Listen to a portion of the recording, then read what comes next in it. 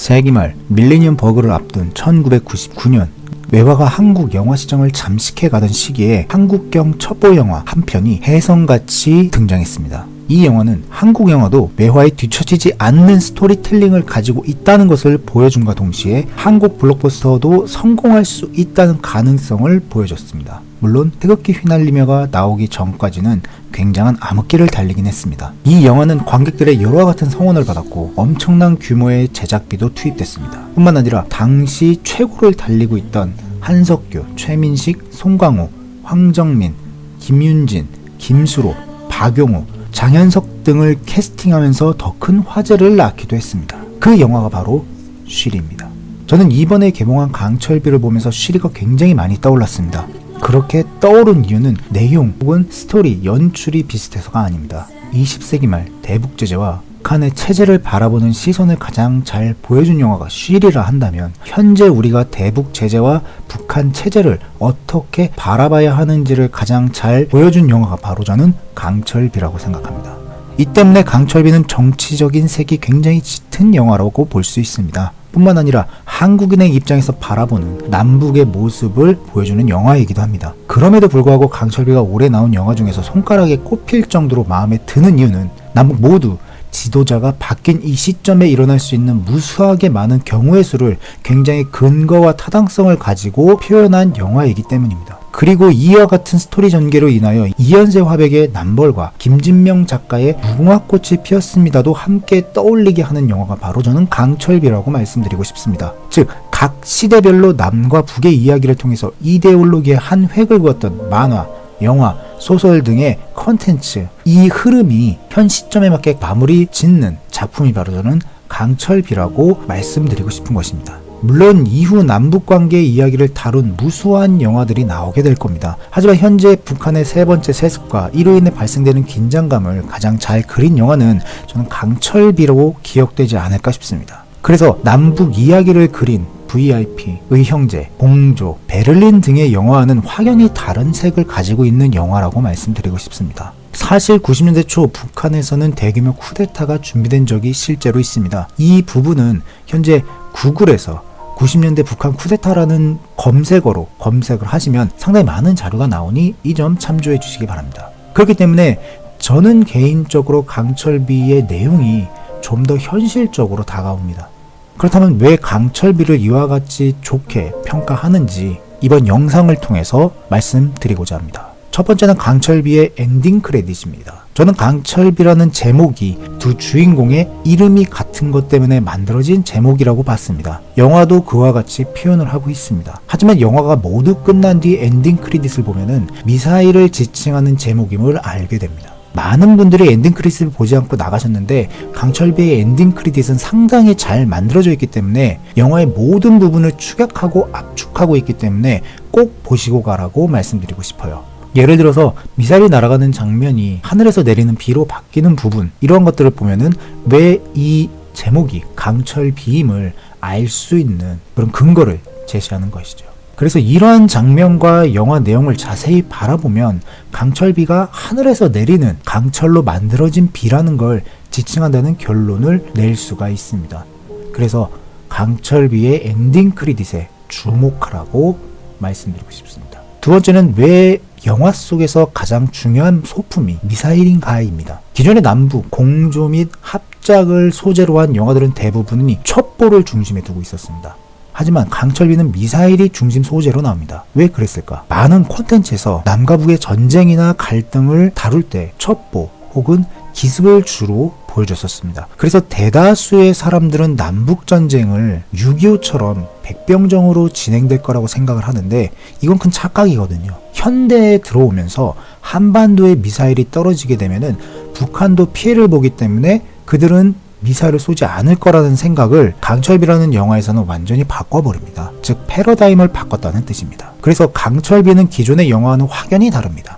매우 현실적이고 지극히 현대적인 전쟁을 다루고 있다라고 저는 소개하고 싶습니다.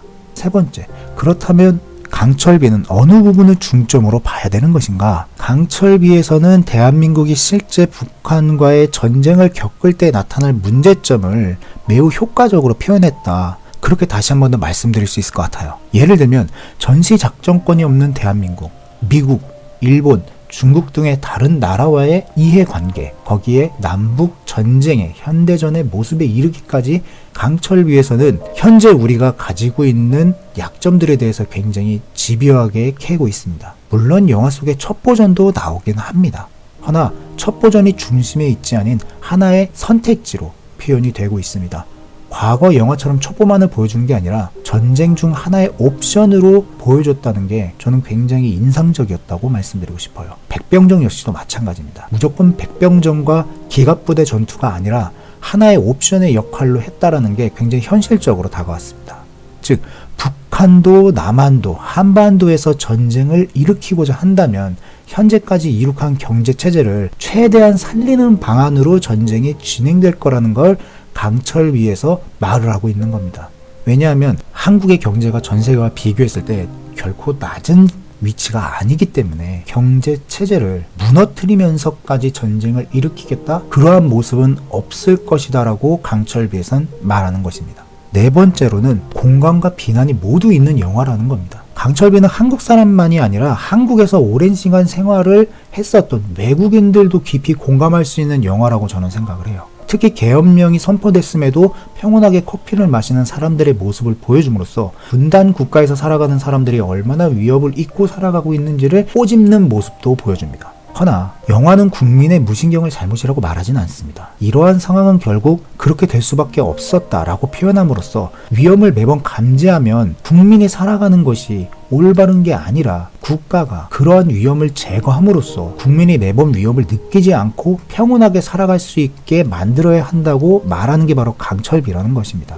즉 북한과 남한의 이념 갈등만이 아니고 국가 체제가 무엇을 위해서 걸어가야 되는지까지도 말하는 게 강철비라는 것이죠. 그래서 강철비는 북한에 대한 이해, 배려, 그리고 애국심을 자극하지 않습니다.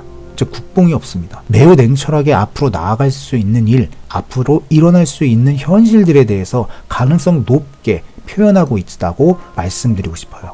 이러한 것들을 최대한 현실적으로 보여줌으로써 북한과의 관계에 있어서 대한민국 정부가 나아갈 방향, 그리고 국민은 이것을 어떻게 바라보고 지지해야 되는지를 말해주고 있습니다. 다섯 번째로는 정치색이 보이는 영화. 이 부분은 스포일러가 있으니까 조금 조심하게 봐주시고요. 영화를 아직 안 본 분들이나 스포일러가 싫은 분들은 여기서 영상을 끝내주세요. 감독의 프로필을 보면은 감독은 만화가라는 직업을 가지고 있었던 사람으로 나옵니다. 저도 이후에 안 사실인데 강철비가 웹툰으로 먼저 만들어졌었던 작품이고, 그리고 그 작품을 만든 사람이 이 영화를 만든 양우석 감독이라는 걸 알게 됐습니다. 즉 자신의 웹툰을 자신의 영화로 옮겼다는 뜻입니다. 그럼 그가 과거에 변호인이라는 영화를 제작하기도 했거든요. 양우석 감독은 다음과 같이 말했습니다. 나의 영화를 다큐로 봐주지 말라. 상업적인 영화다. 이 말의 반증은 자신이 생각하는 이상적인 남북관계를 넣었는데 그게 한쪽으로 쏠려 보일 수 있기 때문에 그냥 재미로 봐달라는 뜻으로 해석할 수 있습니다. 사실 영화를 계속 보고 있으면 정당과 정치색의 갈등 속에서 중심을 잘 잡아가는 모습을 영화는 보여줘요. 하지만 영화가 중후반부로 가면은 영화는 크게 비중을 두지는 않지만 어느 한쪽으로 살짝 기울어지는 정치색이 띈 영화로 변모하게 됩니다. 그래서 강경 대북 체제를 지지하는 관객들은 영화를 보면 좀 언짢을 수도 있어요. 반면 온건하게 대북 제재를 해야 된다고 지지하는 관객들은 고개를 끄덕이면서 볼 수 있는 영화이기도 합니다. 하지만 그렇다고 해서 이 영화가 어느 한 정당을 지지하는 영화라고는 말할 수가 없습니다. 왜냐하면 모든 경우의 수를 보여준 영화이기 때문입니다. 영화는 대화가 통하지 않을 때 온건한 정책에 관련된 문제점을 굉장히 잘 보여줍니다. 이는 한반도를 살아가는 국민이라면 모두가 공감할 수 있는 전쟁의 공포로 표현을 합니다. 허나 영화는 대화가 통할 때는 강경책에 관련된 문제점도 보여줍니다. 이는 영화가 오늘과 같은 내일을 살고자 하는 한반도를 살아가는 대다수의 사람이 원하는 것이 평화라는 것, 즉 전쟁을 원치 않다라는 것을 보여주는 것으로 표현을 하기도 합니다.